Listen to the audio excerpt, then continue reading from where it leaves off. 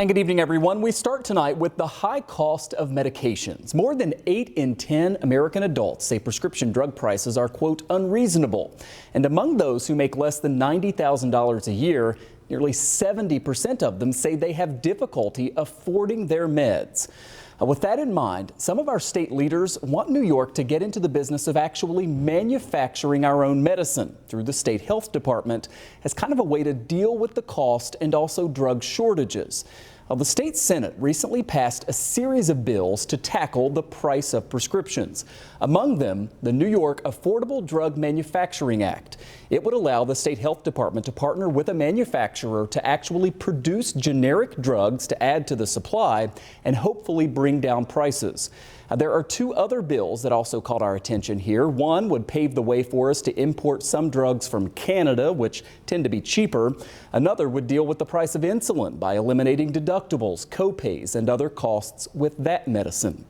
Joining me live tonight is the sponsor of the Drug Manufacturing Act and a supporter of the package of bills, Senator Gustavo Rivera. Sir, thanks for taking some time for us. It's a pleasure to be with you.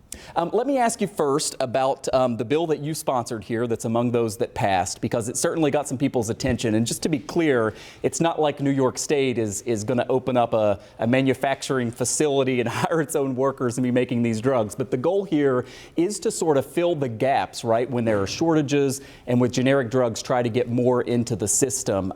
What else should we know about how this would work?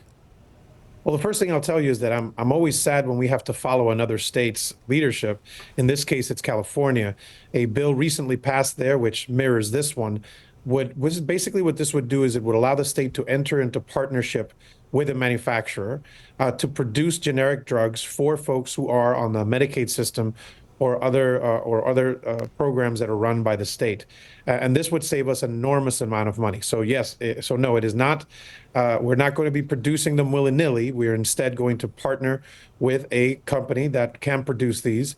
And by the way, there is, the bill specifically states that the number one drug that we're going to be focusing on is insulin. That is not the only one, but that is in relationship certainly to the other bill that you mentioned, which is also my bill, which would actually get rid of copays for folks who use insulin. So we're doing what we can to tackle the affordability crisis up here.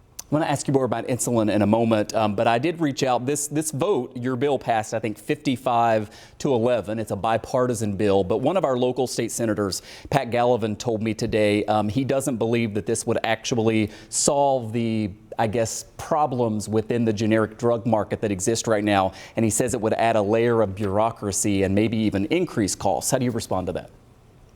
Well, Pat is a good friend, and we disagree on a lot, and this is one of the things that we disagree on. He is my the ranking member, so he's kind of my vice president of the committee that I chair. But look, he is wrong on this, and I love my brother, but he is wrong. If we partner with, if we manufacture generic drugs right here in the state and we provide them to Medicaid patients, we will not have to purchase them in the open market. And the problem here is that when we purchase drugs in the open market, we have to deal with the price that is established by the private profit-making company that sells it to us. If we are producing here in the state, it will not be a profit-making venture. It will instead be simply something that is to provide drugs to those folks in the state who require it. So on this one, I love Patrick, but Patrick is wrong. I know that the insulin bill that you mentioned has a lot of support from both sides of the aisle as well. I guess the only concern or question people might have there is who's picking up the cost in order to reduce or eliminate really any types of copays or other out-of-pocket costs. I will tell you first that this is something that is a piece of legislation that I have, but it is also a version of it is included in the governor's budget that we're debating right now, which I'm certainly thankful for its inclusion. And as far as who's going to pick up the cost, basically it would go, the insurance company would pick up the cost of it. But ultimately what we're talking about is that right now, a life-sustaining drug, because remember, insulin is not something that you get when you have a sniffles. It is something that you require to be able to live. And so we're making the decision that we actually should be investing in keeping people alive and not in providing, the benefits to either insurance companies or drug companies. In this case, we want to make sure that people who require insulin, again, to live, are able to take it and don't have to, use less of it than they require because they can't afford it. We need to make sure that we focus on that. When we promoted that we would be talking about this earlier today, a viewer reached out to me on social media asking about another of the bills, the one that I mentioned that would allow basically New York State to petition the federal government to let you import some medications that may be cheaper from other places. People think of Canada where, prescription drugs tend to be quite a bit cheaper. The question from the viewer, and it's a good one, is can't only the federal government do that? Does the state of New York, would the state have the power to actually import medications from other countries? Well, actually, this is another case in which I hate to follow another state's lead, but in the case of Florida, they just got approved by the federal government to do just that. And so if Florida got approved to be able to import medicines from Canada or other foreign countries, then we can do the same. So if we have to follow California and Florida to protect New Yorkers, I wish that we could lead, but in this case, we're going to follow. And in this case, it's a good thing that they've established it. We can do it as well. Let's end with a really practical question here, and the question viewers probably have. This is passed in the state Senate. What are the chances in the Assembly, and then what are the chances that the governor would sign these bills into law?